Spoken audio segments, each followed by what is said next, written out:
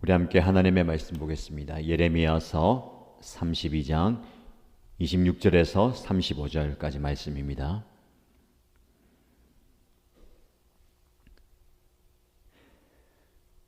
오늘 저와 여러분들이 함께 묵상할 말씀은 예레미야서 32장 26절에서 35절까지입니다.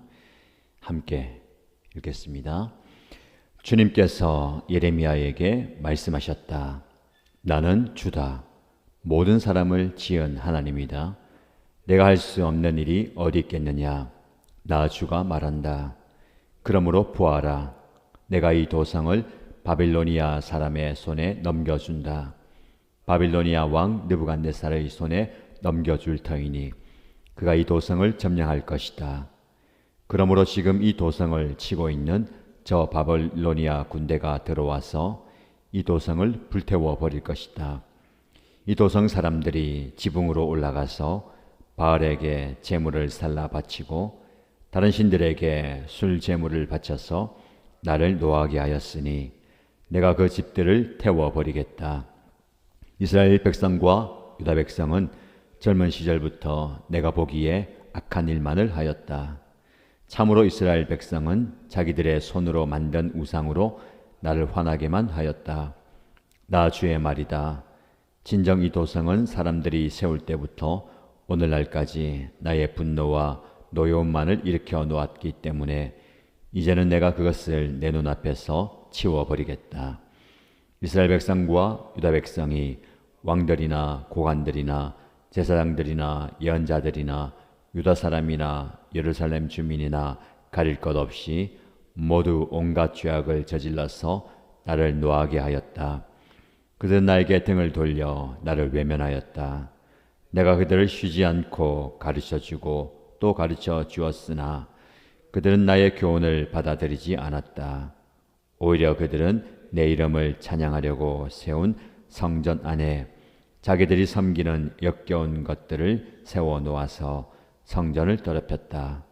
또 그들은 자기들의 아들, 딸들을 불태워 몰렉에게 제물로 바치려고 흰놈의 아들 골짜기에 바알의 산당을 쌓아놓았는데 나는 절대로 유다 백성을 죄악에 빠뜨리는 이 역겨운 일은 명하지도 않았고 상상조차도 해본 적이 없다.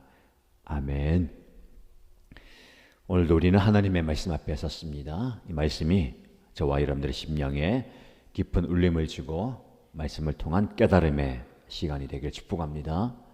오늘 본문의 말씀에 하나님께서 예레미야에게 말씀하셨다 라고 시작됩니다. 32장 26절부터 우리가 묵상하는데 이 말씀은 32장 전체를 봐야 되고 좀 더 길게는 30장에서 33장까지 하나님의 위로와 회복에 대한 메시지입니다. 그 맥락 안에서 살펴보아야 합니다. 32장 1절에 보면 그 본문에서는 하나님께서 예레미야에게 아나도스에 있는 밭을 사라라고 이야기합니다. 이제 바빌로니아에게 나라가 완전히 멸망하게 될 겁니다. 이 나라를 빼앗기고 포로로 잡혀가게 될 건데 그 땅을 사라, 이해할 수 없는 명령을 주시죠. 하나님께 예레미야는 기도합니다. 하나님, 왜 내가 이 밭을 사야 합니까? 하나님의 말씀에는 이 나라가 완전히 패망하고 모든 것을 바빌론에게 빼앗겨 버리고 우리는 포로로 잡혀갈 건데 이 밭을 사라고 하는 이유는 무엇입니까? 라고 기도합니다. 그 기도가 바로 오늘 우리가 묵상하는 말씀의 앞에 어제 묵상할 내용이었고요. 그 기도에 하나님께서 대답하시고 응답하십니다. 26절 말씀이 주님께서 예레미야에게 말씀하셨다. 이것은 예레미야의 기도에 응답하셨다라는 겁니다. 하나님은 우리가 하나님께 기도하기를 원하시고 우리가 하는 기도를 들으시고 응답하십니다. 때로는 우리의 기도가 이것을 주십시오, 이렇게 해주십시오 라는 간구의 기도가 될 수도 있지만 때로는 우리의 기도가 하나님 왜 그렇습니까? 왜 해야 합니까? 라는 물음의 기도가 될 수도 있습니다. 예레미야가 드리는 기도가 그런 기도예요. 하나님, 도대체 왜 내가 이 밭을 사야 합니까? 모든 것을 다 잃어버리는 상황 가운데 밭을 사는 것이 무슨 의미가 있습니까? 거기에 대한 응답을 주시는 거예요. 여러분이 기도할 때에 이 일을 반드시 이루어 주십시오 라는 상황과 환경의 변화를 기도의 응답으로 받을 수도 있습니다. 그러나 오늘 예레미야가 하나님께로 받는 기도의 응답은 하나님의 자신을 드러냄입니다. 27절 말씀해 보시면 나는 주다 모든 사람을 지은 하나님이다. 하나님은 예레미야에게 내가 어떤 존재인지를 말씀하시죠.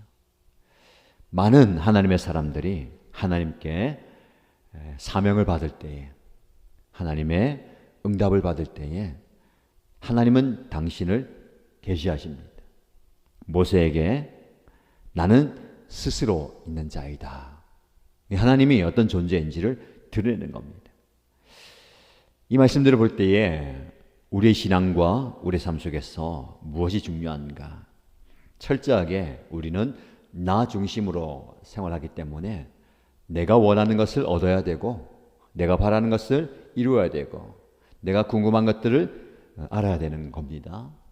그러나 그것은 지극히 이기적인, 자기중심적인 나의 생각이고, 우리 신앙생활에 있어서 가장 중요한 것은 하나님을 알아가는 겁니다. 예레미야 말씀을 묵상할 때에 하나님은 당신을 어떤 존재인지를 드러내시고, 당신의 백성들이 하나님이 어떤 분인지를 알고 그분과 바른 관계를 맺게 하십니다. 나는 주다, 나는 여호와다. 즉 모세에게 계시하셨던 나는 스스로 있는 자이다. 모든 사람을 지은 존재가 바로 나이다. 내가 너를 지었고 내가 이 모든 것들을 지었다. 무슨 말입니까? 하나님이 주인이시다라는 겁니다. 나는 너희 하나님이 되고 너희는 내 백성이 될 것이다 라는 그 언약의 핵심은 무엇입니까? 하나님이 누구인가를 제대로 알고 그분과 바른 관계를 맺는 겁니다. 그 관계 안에서 관계에 맞는 그 서로 간의 상호작용이 일어나는 겁니다. 하나님을 여러분들이 어떤 분으로 이해하고 받아들이느냐에 따라서 하나님을 대할 때, 하나님이 나를 대할 때 그 관계가 형성되는 겁니다. 우리가 아버지 하나님이라고 부른다면 하나님은 우리의 아버지가 되시죠. 우리는 하나님의 자녀입니다. 아들과 아버지의 관계 속에서 그 모든 상호작용이 일어나는 겁니다. 하나님 우리의 주인이시라면 그 주인 되시는 하나님과의 그 관계 속에서 모든 상호작용이 일어나는 거죠. 그래서 우리가 기도할 때도, 우리가 고백할 때도 하나님을 어떤 분으로 고백하느냐, 선포하느냐가 중요합니다. 본문의 말씀에는 모든 사람을 지은 하나님, 모든 주권이 하나님께 있다는 겁니다. 세상은, 사람은 주권이 나에게 있다. 그래서 이 세상이 나 중심으로 돌아가야 되고 내가 원하는 대로 돌아가야 되고 하나님마저도 내 뜻을 이루어주는 존재라고 생각합니다. 그것을 내려놓아야 된다는 것이죠. 그것이 심해지면 어떻게 될까요? 이스라엘 백성들처럼 우상 숭배의 길로 빠져드는 겁니다. 내가 주인인데, 내가 주권을 가지고 있는데 모든 것을 할 수 있는 분이 하나님이십니다. 내가 할 수 없는 일이 어디 있느냐? 그런데 이 예루살렘 도성을 바빌로니아에게 넘겨주는 이유는 이것이다. 너희가 하나님께 주권을 올려드리지 않고 너희가 주인이 되어서 너희가 원하는 대로, 너희가 얻고 싶은 대로 살았기 때문이다. 즉 바알에게 제물을 바치고 하나님을 진노하게 만들고 그리고 온갖 우상들을 만들어서 하나님을 화나게 하였다. 자기들의 손으로 만든 우상으로 나를 화나게만 하였다라고 말씀합니다. 심지어 자녀들까지도 몰렉에게 제물로 바치는 가증한 일들을 행한다는 겁니다. 이게 이스라엘 백성들이 바빌로니아에게 심판 멸망당하는 이유입니다. 더 나아가서 하나님이 징계와 심판을 내리는 이유죠. 하나님께로부터 멀어졌기 때문에. 오늘 본문의 말씀 33절 말씀 보시면 그들은 나에게 등을 돌려 나를 외면하였다. 하나님께 등을 돌렸다는 겁니다. 웨이터로 하나님이 싫어하시는 일들을 할까요? 우상숭배의 본질이 무엇입니까? 그것은 바로 자기 사랑입니다. 내가 사랑하고 내가 원하는 것을 얻고 싶고 그것을 얻기 위해서 우상을 만들고 그것이 하나님보다 더 사랑하는 존재가 되기 때문입니다. 자기 사랑이 바로 가장 큰 죄의 뿌리입니다. 모든 죄의 근원이 자기 사랑에 있는 것이죠. 그래서 하나님께서는 예수님께서는 철저하게 우리에게 말씀하시는 게 무엇입니까? 자기 부인입니다. 날마다 십자가를 지고 자기를 십자가에 못 박는 겁니다. 그렇지 않으면 내가 우상이 되는 겁니다. 하나님이 있어야 할 그 자리에 내가 올라서는 것이고 하나님의 영광 받으셔야 되는 그 영광을 우리가 받는 겁니다. 철저하게 자기 사랑을 내려놓고 자기를 부인하는 것이 기독교의 신앙의 핵심입니다. 오늘 저와 여러분들이 얼마나 자기를 사랑합니까? 물론 자기를 사랑하는 것은 기본입니다. 내 이웃을 내 몸과 같이 사랑하라. 이 사랑의 내용은 무엇입니까? 긍휼히 여김이에요. 불쌍히 여김이에요. 우리가 사랑하는 것은 존중과 존경을 넘어선 몰입과 몰두입니다. 그것에 몰입하면 다른 게 보이지 않습니다. 나를 사랑하는데 나만 보이는 거예요. 사랑하면 마음이 넓어져야 됩니다. 이해하고 품어주고 안아줘야 되죠. 잘못된 자기 사랑은 나 외에는 다른 것을 두지 않는 겁니다. 나 외에는 관심을 두지 않고 나 외에는 안중이 없는 겁니다. 하나님께서 그것을 경계하시죠. 저와 여러분들이 오늘 나를 사랑하는 모습이 아니라 나를 내려놓는, 나를 철저하게 부인하는, 그리고 무엇을 찾아야 됩니까? 하나님을 찾아야 됩니다. 나를 사랑하는 것보다 하나님을 더 사랑해야 되죠. 오늘 본문의 말씀에 그들은 나에게 등을 돌렸다라는 말씀을 좀 깊이 묵상하면 좋겠습니다. 하나님께 등을 돌렸다. 사실 사람과의 관계 속에서도 등을 보이는 것은 위험한 행동입니다. 배신이고 배반이고 무시고 멸시잖아요. 그래서 뭐 영화라든지 실제로 뭐 서부극이나 또 중세나 그 등을 돌리는 행위는 용납할 수 없는 겁니다.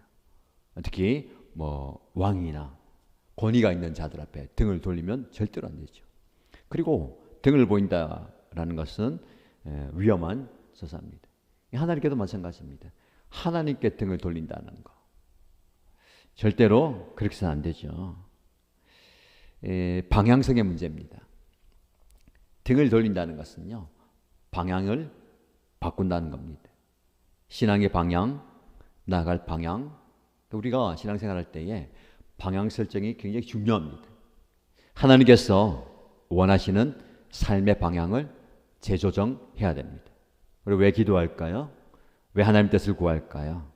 내가 원하는 방향이 아니라 하나님이 원하시는 방향으로 내 삶의 방향을 조정하는 겁니다. 하나님이 원하시는. 그러나 많은 사람들이 하나님께서로부터 등을 돌립니다. 왜요? 세상을 향해서 나가는 겁니다.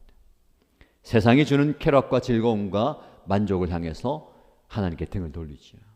우리가 그런 모습이 없는지 한번 돌아보면 좋겠습니다. 하나님을 외면한 정도. 너희가 나를 외면하였다. 하나님을 내버려 둔다는 겁니다. 하나님을 그냥 홀로 둔다는 겁니다. 우리 철저하게 하나님을 향해야 됩니다.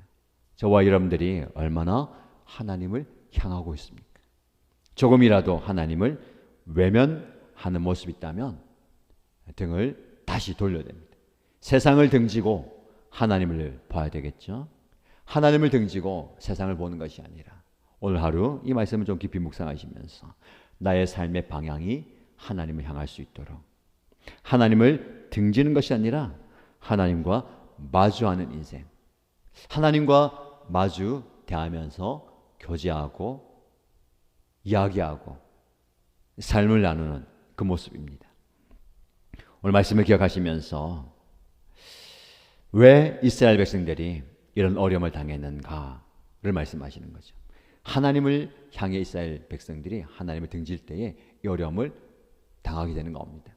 그럼 이 어려움을 통해서 그들은 다시 깨닫고 삶의 방향을 바꾸는 겁니다.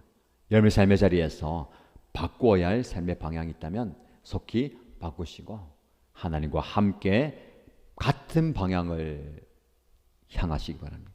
또 저와 여러분들 함께 같은 방향을 바라보면서 나가십시다. 이런 은혜를 경험하는 오늘 하루 되시고 말씀의 은혜를 경험하는 복된 날 되시기를 주님의 이름으로 축복합니다.